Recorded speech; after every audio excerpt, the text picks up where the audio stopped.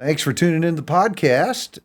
This is the last podcast for June, which means we are halfway through the year and halfway through this year's theme and Bible reading. Yep. And the reading this week is in Luke chapter 12 as we continue to meditate on this idea of being zealous for good deeds. And Jeff thinks Luke 12 is going to help us with that. So, Jeff, I'm going to pitch it to you. Sure. And why don't you share your thinking, where you were going when you chose this for our reading this year? Sure. Luke chapter 12 has one of the more, I think, familiar parables of Jesus about what we usually call the rich fool, the man who thought life is about the abundance of your possessions. And so when he had a bunch because his ground had brought forth plentifully, he thought it was time to eat, drink, and be merry, for you have many good things laid up for many years, not knowing he would die that very night. Living the American dream, man. Absolutely, man. His stock margins, it all paid off for him. And the problem is, of course, he dies that night. And the point of the parable is, God calls him a fool, and so is anyone, basically, who stores up treasure for himself and is not rich toward God.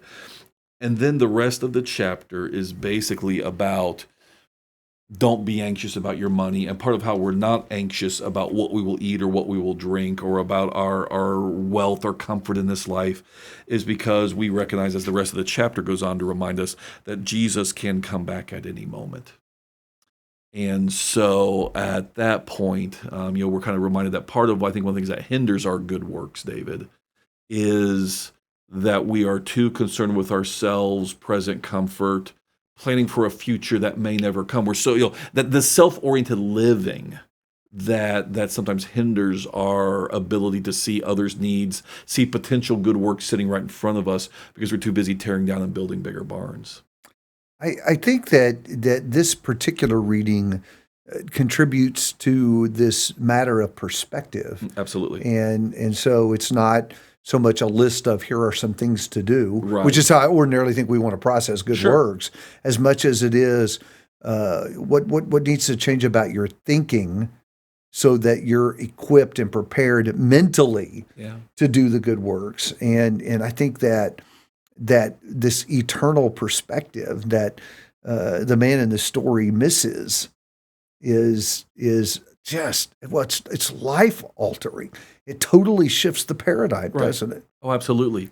And again, Dave, I think that's the point. What we're reading this for this week is about mindsets that will help us, finding the right mindsets that will enable us to more proactively pursue good works without needing a list even, because we are more rightly oriented towards how to live in this world in the first place. I think one of the problems is that when one really embraces a biblical worldview, we're not tweaking a few matters of schedule on the weekend. It is fundamentally shifting the way we see everything else that goes on, what matters and what doesn't matter. Right. And to do that in American culture, to recognize that everything I've collected ultimately is pointless. Turns to dust and stays here.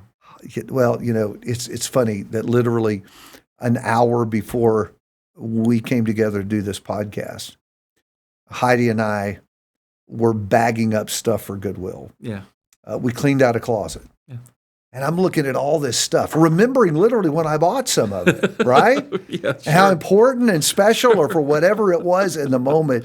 And we're bagging it up. We're not even garage selling it. It's not going to be a profit on this. Yeah. We're just unloading it. And I just think we forget it is the nature of possessions, and ultimately someone will unload the house for the last time. And that's the question of the story with this guy. Who's this stuff going to be? Yeah. Who's going to have this?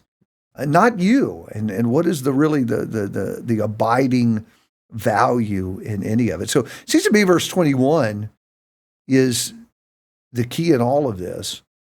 And that is the problem with the man is he stored up treasure for himself, but wasn't rich toward God. Right. And it seems to me that in the context of what we've been thinking about this year, a piece of being rich toward God is being rich in good works. Right. And using your time and your substance in life to accomplish those good works. That's how you lay up treasure in heaven. I think sometimes, let me back up. I think ultimately almost everyone figures this out. The problem is we figure it out way too late in life. Absolutely. We learned the lesson by going to the school of hard knocks Yeah. and, getting to that place. Eventually everybody figures out, why do I keep buying a new car? I'm paying way too much for it. And within 6 months, There's a new feature out on the latest model I don't have. That is it's just a car. That's exactly right. Yeah. And then in 3 years we hate it and we want something else. Yeah. That's the cycle. And I think sometimes the problem is we got to go through the cycle 7 or 8 times before we realize It's just a car. it's just stuff. That is exactly right. Yeah. And then I guess too, as a guy closing in on 60, you start realizing, hey, the end is coming and my stuff's going to be in a estate sale one day. Yeah. And what do I have? Verse 21 tells us what we need to have. We need to be rich toward God. Yeah, absolutely. So look around the house this week.